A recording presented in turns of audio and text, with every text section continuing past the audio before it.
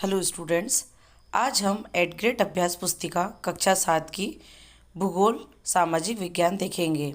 अध्याय 4 वायु। प्रश्न नंबर 1, वायुमंडल में सर्वाधिक पाई जाने वाली गैस है नाइट्रोजन। वर्षा का प्रकार नहीं है अम्लीय वर्षा। क्षोभमंडल और मध्यमंडल के बीच पाई जाने वाली वायुमंडलीय परत है समतापमंडल। प्रश्न नंबर 4, वायुमंडल में कार्बन डाइऑक्साइड गैस का प्रतिशत है 0.03%। प्रश्न नंबर 5, मौसम संबंधी घटनाएं होती हैं क्षोभमंडल में।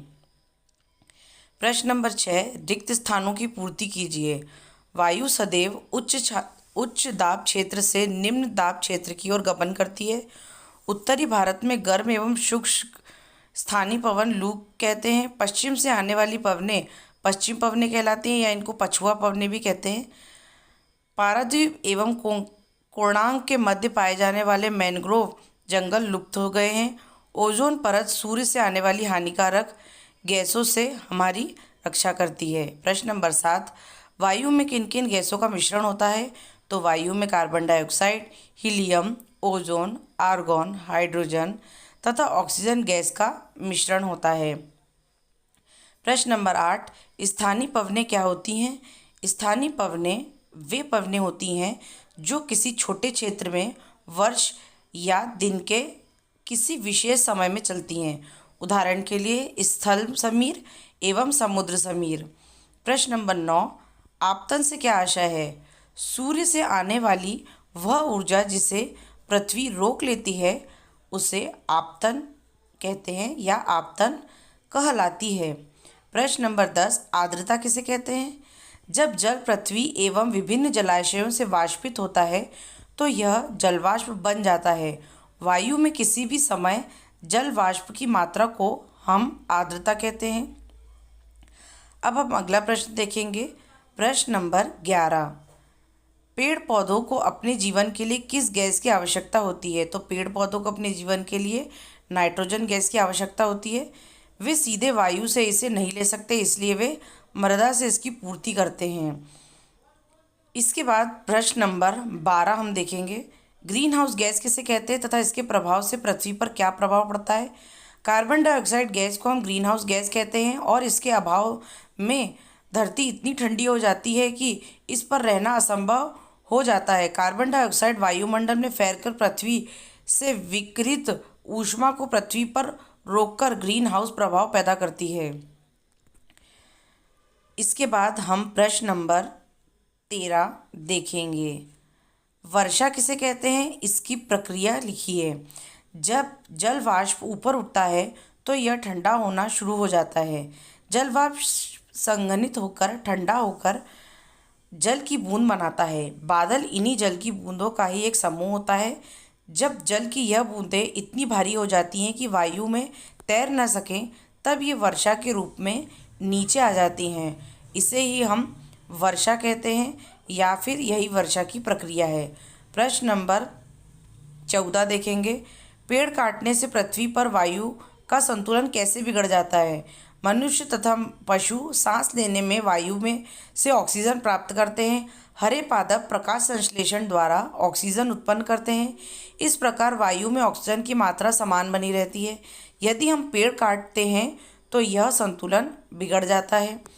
आप इससे भलीभांति परिचित हैं। प्रश्न नंबर 15 देखेंगे। हरे पादप अपने भोजन का निर्माण में किस गैस का प्रयोग करते हैं? तो आप सभी जानते हैं हरे पादप अपने भोजन के निर्माण में कार्बन डाइऑक्साइड गैस का प्रयोग करते हैं। प्रश्न नंबर 16 देखेंगे। अब हम भूमंडलीय तापन ग्लोबल वार्मिंग से क्या आशय है? इससे क्या क्या हानि हो सकती है लिखिए।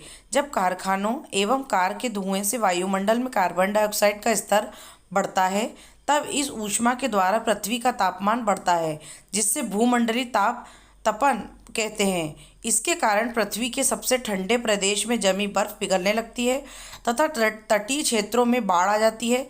दीर्घ अवधि में कुछ पौधे एवं जंतु भी लुप्त हो सकते हैं। प्रश्न नंबर 17, पवन किसे कहते हैं? पवन को मुख्यतः कितने प्रकार में विभाजित किया जाता है? उच्च दाब क्षेत्र से निम्न दाब क्षेत्र की ओर वायु की गति को पवन कहते हैं। ये 3 प्रकार की होती हैं। स्थानीय स्थायी पवनें, व्यापारिक पश्चिमी एवं पूर्वी पवनें स्थायी पवनें हैं। मौसमी पवनें, ये पवनें विभिन्न ऋतुओं में अपनी दिशा बदलती रहती हैं। स्थानीय पवनें, ये पवनें किसी छोटे क्षेत्र में वर्ष या दिन के किसी विशेष समय में चलती हैं। उदाहरण के लिए हम इनको लू का उदाहरण मान सकते हैं। प्रश्न नंबर 18, वायुदाब से क्या आशा है? वायुदाब पट्टियों का नामांकित चित्र बनाइए। पृथ्वी की सतह पर वायु के भार द्वारा लगाया गया दाब वायुदाब कहलाता है। वायुमंडल में ऊपर की ओर जाने पर दाब तेजी से गिरने लगता है। समुद्र स्तर पर वायु का दाब सर्वाधिक होता है। ये चित्र आप अपनी किताब में से बना सकते हैं, प्रमुख वायुदाब पेटियाँ। इसके बाद अगला प्रश्न देखेंगे, प्रश्न नंबर 19, मौसम एवं जलवायु में क्या अंतर है? मौसम वायुमंडल की प्रत्येक घंटे तथा प्रतिदिन की स्थिति होती है। यह आर्द्र, नम, गर्म या हवादार भी हो सकता है। यह नाटकीय रूप से दिन प्रतिदिन बदलता है। दीर्घकाल में किसी स्थान का औसत मौसम उस स्थान की जलवायु बताता है। यह दिन प्रतिदिन नहीं बदलता। ये इसमें आप इसको कॉलम खींचकर भी लिख सकते हैं। मैंने इसको पैराग्राफ में एक पैरा बदल कर लिखा है, आप चाहें तो इसको ऐसे भी लिख सकते हैं। प्रश्न नंबर 20, वायुमंडलीय परतों का नामांकित चित्र बनाइए। तो हम किताब में से इसको बना लेंगे। ये देखिए किताब में ही दे रखा है, यहाँ से मैंने इसको बनाया है। आप भी इस तरीके से इसको बना सकते हैं। अगर आप मेरे चैनल पे नए हैं तो मेरे चैनल को सब्सक्राइब ज़रूर करें और लाइक कमेंट करना ना भूलें। अपने डाउट्स भी कमेंट सेक्शन में मुझे बताएं। मिलती हूँ अगली वीडियो में। धन्यवाद।